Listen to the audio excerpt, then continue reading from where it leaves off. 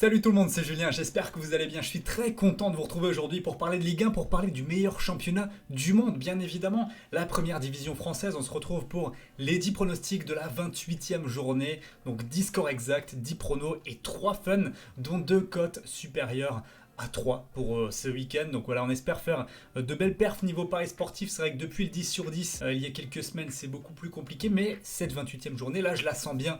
Je la sens bien. Elle va démarrer directement avec Marseille-Amiens. Un super match. Juste avant de démarrer les pronostics, n'hésitez pas à mettre votre plus gros like. C'est hyper important pour moi. Ça me fait super plaisir. J'espère qu'on va pouvoir dépasser les 1000 pouces bleus. Ce serait excellent. Et aussi, n'hésitez pas à m'ajouter sur Snapchat.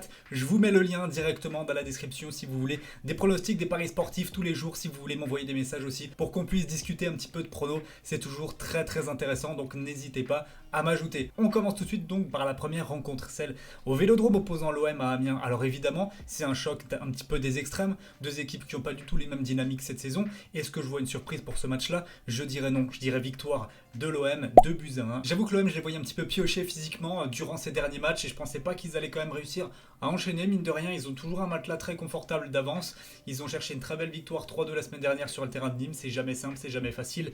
Et en phase 2, on a une équipe qui a plus gagné en Ligue 1 quand même depuis le 2 novembre 2019. On parle énormément de Toulouse, mais Amiens en Ligue 1, c'est tout aussi tragique. Peut-être moins en termes de jeu qu'en termes de résultats, puisque quand même lorsque je vois Amiens jouer, j'ai vu des performances intéressantes que j'ai pas forcément vues à Toulouse. Même si les Toulousains, quelques semaines auparavant, étaient venus faire un match plutôt agréable et plutôt sympa du côté de l'Orange Vélodrome, où ils perdent seulement 1-0 au final. Amiens joue quand même plus, je trouve, a quand même plus d'arguments, plus de cohérence à faire valoir. Donc je les vois mettre en difficulté l'OM, mais pas non plus au point de leur accrocher ne serait-ce qu'un point. Je dirais 2-1 pour les Olympiens et le prono Marseille nul et plus d'1,5 but, c'est coté à 1,45. On passe maintenant au match de samedi après-midi, 17h30, le match d'avant pour le Paris Saint-Germain, évidemment, avant le match retour face à Dortmund. On avait vu ce que ça avait donné avant le match aller. Ils avaient fait 4 partout sur le terrain d'Amiens, un match limite hors du temps, tellement c'était pas dans les standings habituels des deux équipes. Amiens de marquer 4 buts et Paris d'en prendre 4 contre un relégable. Donc attention, parce que Strasbourg, ce sera peut-être pas la même mélodie non plus si Paris ne met pas les ingrédients. C'est une équipe à domicile qui est tout à fait capable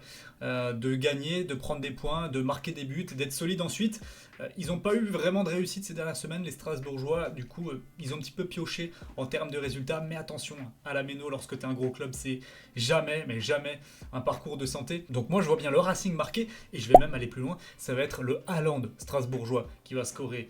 Ludovic Ajorc. C'est vrai que dans la manière de courir, dans la manière de se déplacer, bon, de grands gabarits, même le toucher de balle, je trouve qu'il y a des petites choses qui se ressemblent. Alors bien évidemment, allant dans la progression qu'on connaît, même si Ludovic Ajorc n'est pas un mauvais joueur, mais il y a vraiment des petites ressemblances, des similitudes esthétiques sur le terrain lorsque tu regardes ces deux joueurs jouer. Donc moi je pense que les deux équipes vont marquer, ça va être mon prono 1,63 et le score, je vais dire 2 buts partout. Le Paris Saint-Germain tenu en échec, comme avant le match aller face à Dortmund. On passe maintenant au Multiplex Ligue 1 avec la première rencontre opposant Angers à Nantes. Alors le SCO qui a enfin réussi à gagner un match, c'était même à l'extérieur la semaine dernière sur le terrain de Brest. Là pour le coup je ne l'avais pas du tout venir.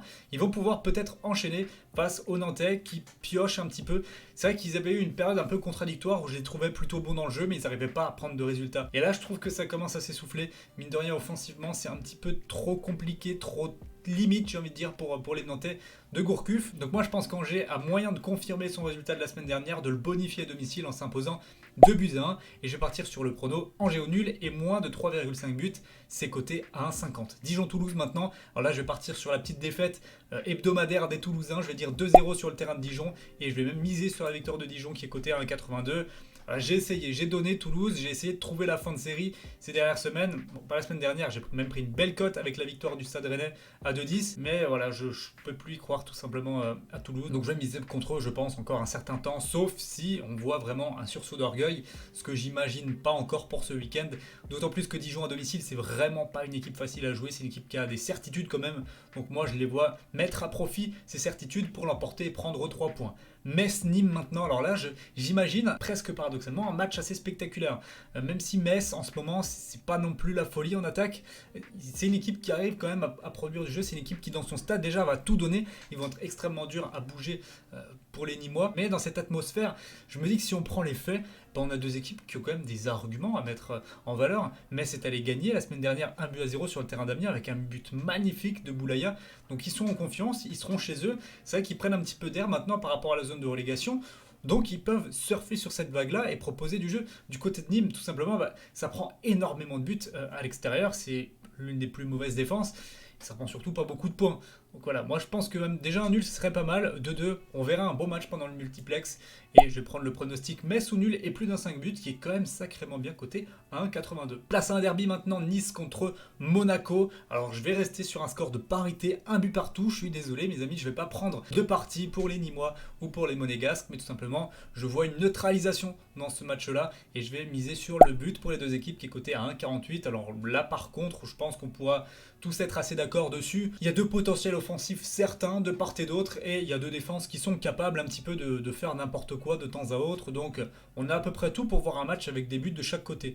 Alors un partout, c'est pas un match extrêmement spectaculaire, mais ça pourrait être 2-2, peut-être même 3-3, soyons fous pendant le multiplex Ligue 1, pourquoi pas, hein. C'est vrai qu'on en a l'habitude, hein, des matchs où il y a énormément de buts.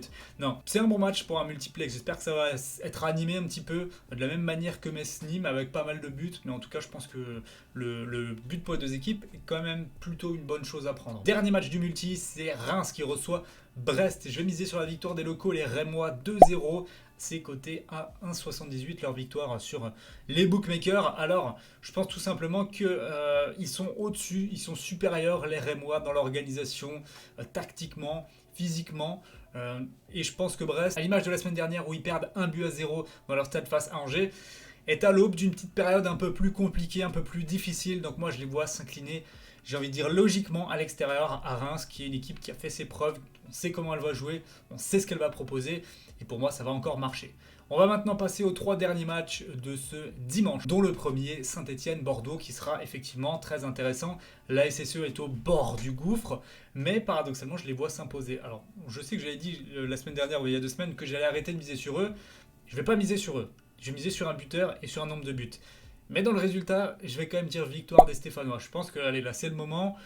Ils n'ont pas forcément fait un mauvais derby la semaine dernière. Ils ont été surclassés en première période par un très bel adversaire. Ils ont relevé un petit peu la tête. Ils ont quand même créé des situations à Lyon pendant ce match-là.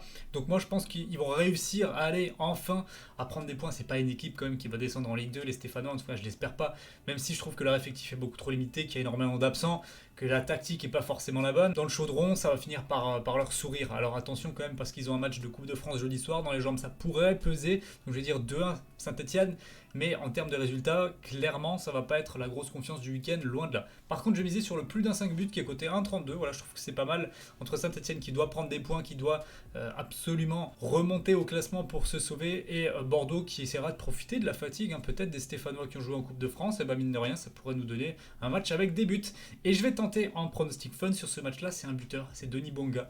À 2,55, je pense que dans le chaudron à domicile, c'est l'une des armes principal de la SSE, l'un des joueurs les plus talentueux de cet effectif, et je trouve que sa cote est plutôt intéressante à jouer. On passe maintenant au 9e et avant-dernier match, Rennes contre Montpellier. Je vais dire un but partout et je vais miser sur Montpellier ou nul 1,65. Là aussi, peut-être profiter de la débauche d'énergie des Rennais qui vont donc à Saint-Etienne en Coupe de France jeudi soir. C'est vrai que c'est pas facile de jouer un jeudi et d'enchaîner un dimanche, surtout lorsque tu joues une demi-finale, et donc il y a toute l'intensité d'un match pour rejoindre une finale. C'est forcément particulier, même au-delà du physique, il y a de l'influx, pas mal d'influx nerveux qui part dans ces rencontres-là. Et Montpellier, c'est l'équipe qui peut être encore la surprise de cette fin de saison, donc attention, ils reviennent bien, ils ont gagné 3-0 la semaine dernière contre Strasbourg, donc moi je les vois accrocher le point du match nul du côté de Rennes. Et on termine par le gros choc très très important pour la course à la Ligue des Champions, Lille face à Lyon. Alors qui est-ce que je vois gagner dans ce match-là ?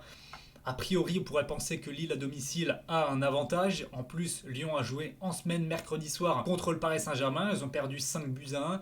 Ils ont eu un joueur exclu.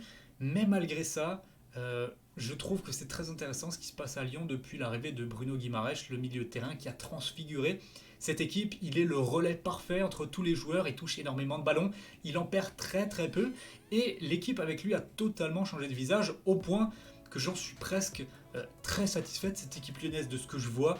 Et ils ont été très bons contre la Juve, ils ont été très bons juste auparavant contre Metz, même si c'était que Metz.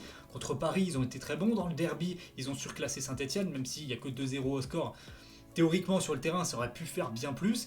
Donc attention à cette équipe lyonnaise, surtout que Lille est solide, d'accord, mais du point de vue du jeu, je trouve pas ça génial non plus. Donc moi je me dis que Lyon a un vrai coup à jouer et je vais même tenter leur victoire en fun. Ça va être victoire de Lyon côté à 3,40, ça me paraît quand même élevé dans un choc comme ça où Lyon sait jouer ce genre de match. Lyon est habitué, ça va pas être simple, je dis pas que c'est un prono sûr, mais en fun à 3,40, moi je le tente. Hein. Et mon prono simple pour ce match, ça va être le plus de 0,5 buts à la mi-temps, donc il faut qu'il y ait au moins un but avant la mi-temps, c'est coté à 1,38.